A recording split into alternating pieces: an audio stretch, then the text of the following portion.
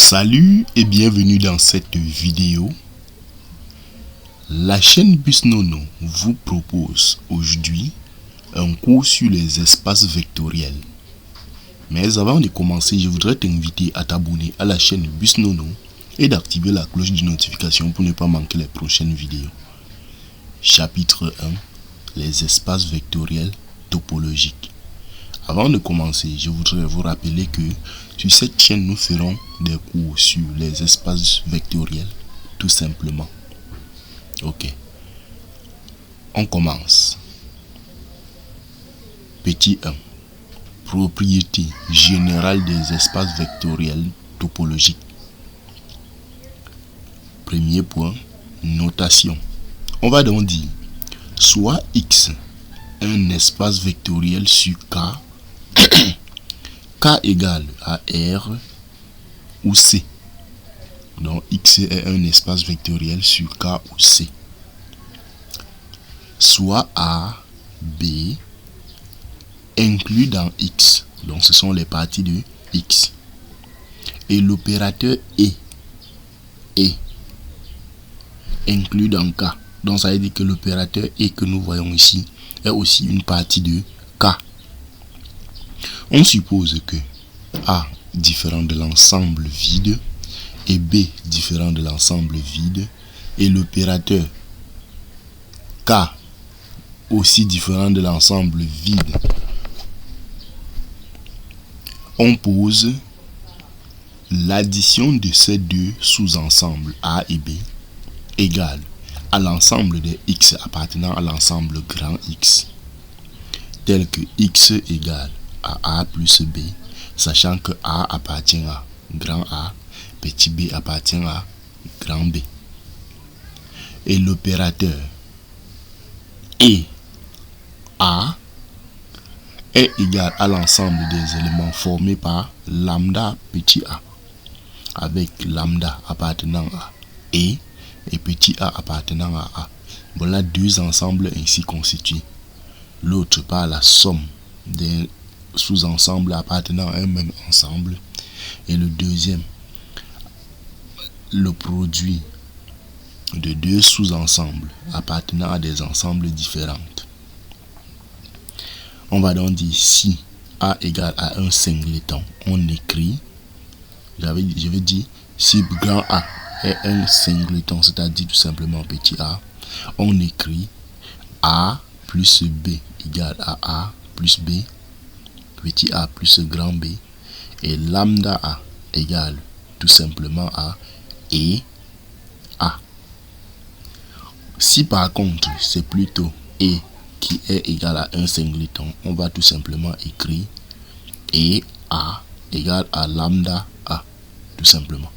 On pose par convention que l'ensemble vide plus A est égal à A plus l'ensemble vide, qui est égal à l'ensemble vide multiplié par A, qui est donc égal à l'ensemble vide. D'accord. On commence donc avec cette terminologie ainsi définie, avec la première propriété qui dit que soit A, B, AI, BI, tous inclus dans grand X, et lambda, mu, appartenant à K. Donc lambda, mu sont les éléments de K.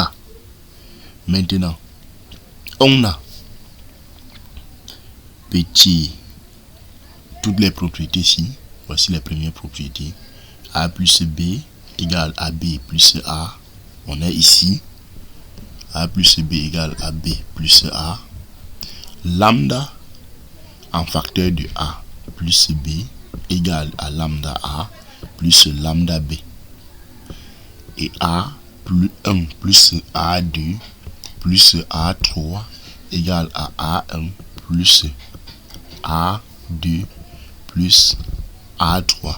Ici, il s'agit de la associativité, alors que ici, il s'agit de la distributivité de lambda, je veux dire de la multiplication par un scalaire sur les sous-ensembles. La distributivité de la multiplication par un scalaire sur l'addition de deux sous-ensembles. Lambda A union B est égal à lambda A union lambda B, qui est encore égal à lambda A inter B égale à lambda A inter lambda B. Il s'agit aussi de la distributivité de la multiplication par un scalaire sur l'intersection, alors que ici c'est sur la réunion. Maintenant on va continuer. Lambda A, je veux dire lambda plus mu en facteur de A est inclus dans lambda A plus lambda B. Alors que ici il n'y a pas de distributivité, il y a plutôt l'inclusion. Voilà. Et en facteur de A plus B est inclus dans A plus B. On continue. Et en facteur de l'intersection d'un ensemble, d'une famille d'ensembles multiplié par est inclus dans l'intersection de la famille d'ensembles multiplié par On aura encore l'intersection de AI plus l'intersection de A et de BJ. Ceci inclut dans l'intersection de AJ plus BJ. Et union, c'est-à-dire la réunion de AJ est égale à la réunion de AJ. Donc je pense que voilà les propriétés que nous devrions maîtriser pour les espaces vectoriels topologiques. On va donc dire soit f, une fonction définie de x vers y, une application linéaire x, y égale à k pour espace vectoriel, alors lambda, je vais dire f de a égale à f et a. Tout ceci parce que f est une application linéaire. Si f est une application linéaire, on aura ça. Ok. Maintenant, nous allons continuer avec la prochaine propriété.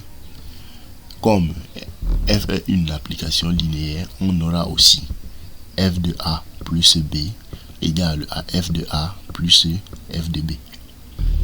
Et f moins 1 de a est égal à f moins 1 de a. Après, f moins 1 de a plus f moins 1 de b inclus dans f moins 1 de a plus b. Voilà les propriétés qu'il faut connaître sur les fonctions.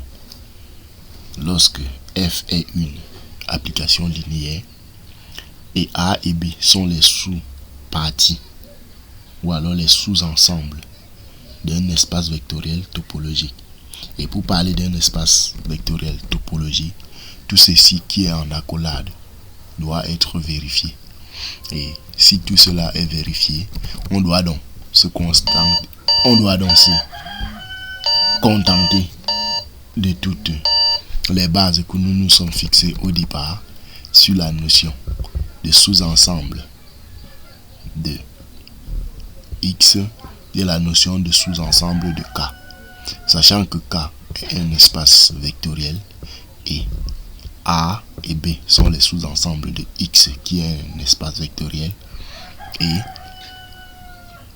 et qui est un sous-ensemble de K, K ici étant un corps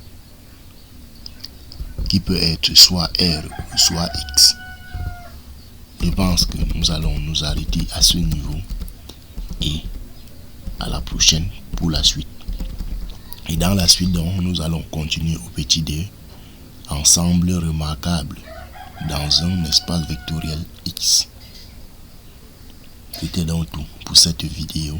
Merci d'avoir regardé, à la prochaine.